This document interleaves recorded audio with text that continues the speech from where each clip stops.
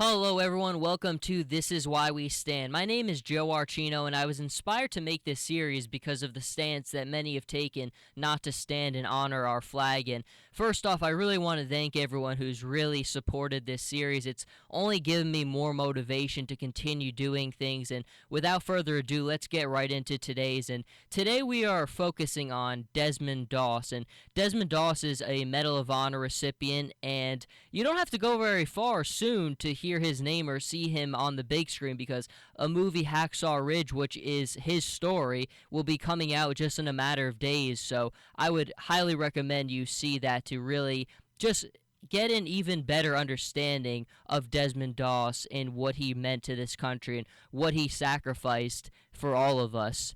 But I think when you look at Doss, he's the perfect example of this notion that I think sometimes escapes us, but is so important, and that is you don't always need to wield a weapon to serve your country.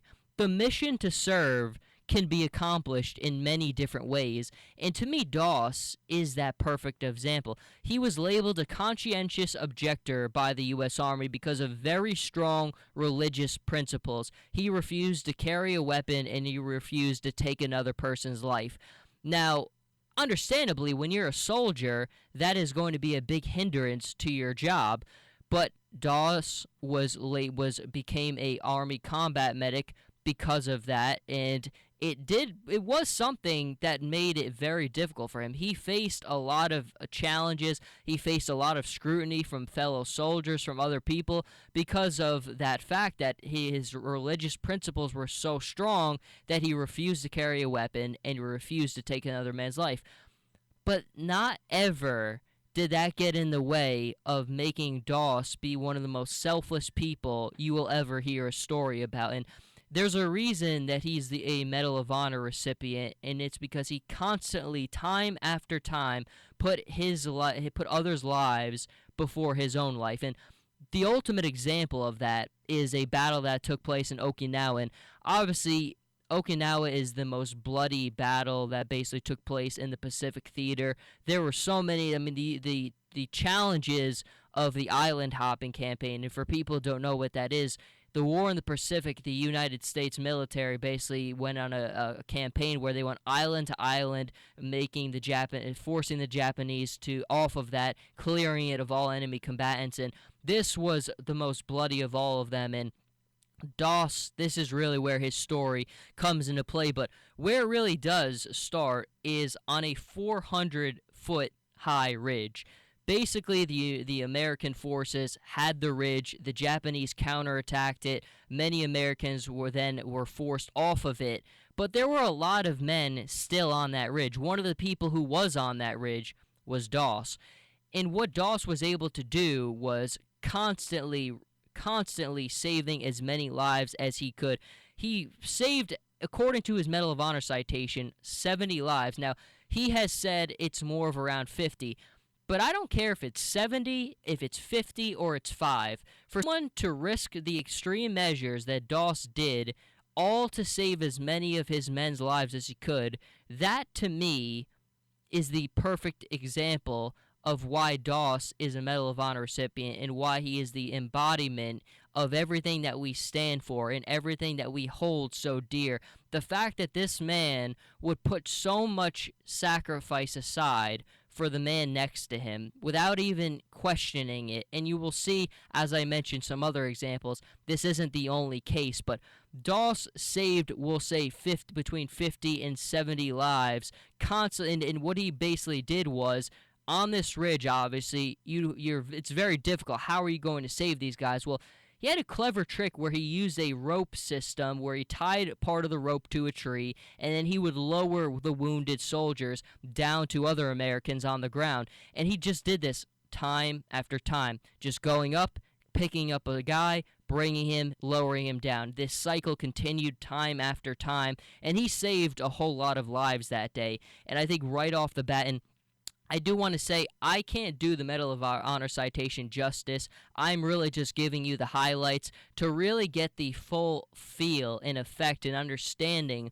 of just how much that Doss sacrificed. You really should go and read it, and I think look, it doesn't matter who it is. If you read any Medal of Honor citation, it's going to humble you just to see what people are willing to sacrifice for this country. And I think, to me, there's so many examples of reasons to stand, but if you really are lacking inspiration to do so, it only takes a couple quick reads of a Medal of Honor citation of anyone to really get the full understanding of why you must always stand. But I will go back to Doss a little bit. That right there is one of the biggest ones, and throughout this campaign, the Okinawa campaign, even days after that, it was just time and time again where Doss was putting his life in the way to help out others. He was wounded a couple of days later, and he basically treated his own wounds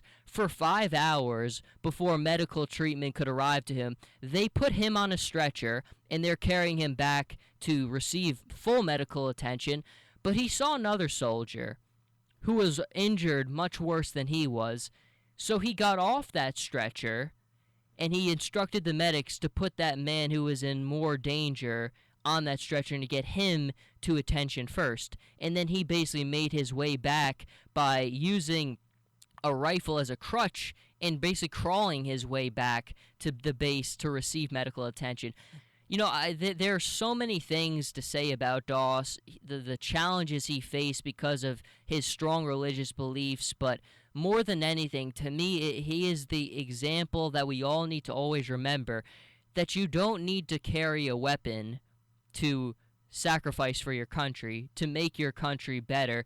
There are so many different ways. I think every single day, teachers are the ultimate embodiment of serving one's country, making sure. I mean, you have to always remember the first duty is to remember. You don't need to always give military service, but if you don't, the most basic thing you can do to honor the sacrifices of everyone who have sacrificed so that you could be here and I could be here is to remember. It's as easy as that. And I think if that's one thing that teachers do so well, it's that making sure that the first basic duty is always kept in mind, and that is to remember.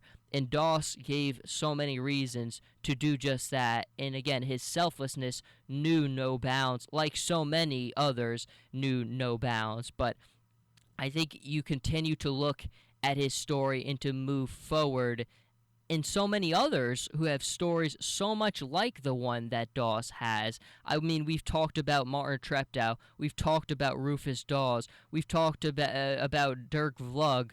It's just example after concrete example of people willing to risk everything for this country. And again, I'm not asking you to do a lot, but I think if there's anyone who listens to this who felt the need that, like, they didn't need to stand, I hope if there's anything I can accomplish with this, it's to help people understand that you have to stand. It's your duty to do so, because you're not standing for politics. You're not standing for things that have treated you unfairly in life.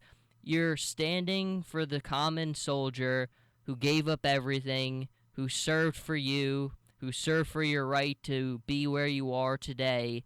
You're standing for him. You're standing for all those people who gave up so much. And that's, to me, the ultimate point of this series. And it only takes a quick history lesson to reemphasize that. But today's was Desmond Doss. Tomorrow's will be another hero who gave up everything for his country. Until the next time, everyone, Joe Archino. Again, thank you very much for listening. Thank you for your constant support. It really means the world to me, because people know me so much for sports and everything that I've done in the sports world, but some things go way beyond sports. I mean, sports at its core is entertainment, and that's all it ever will be, but this is real life. These are people who sacrificed for real things, and to me, it's always been in my heart, even before sports ever came into my life.